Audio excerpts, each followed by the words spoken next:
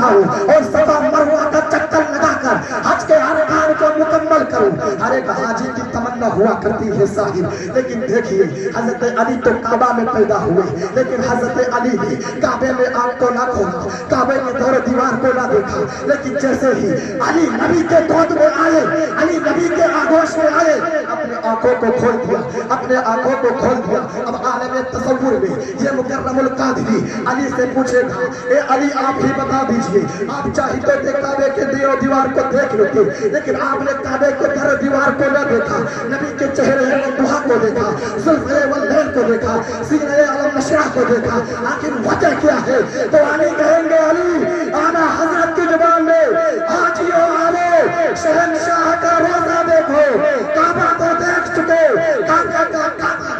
नारे तकबीर, नारे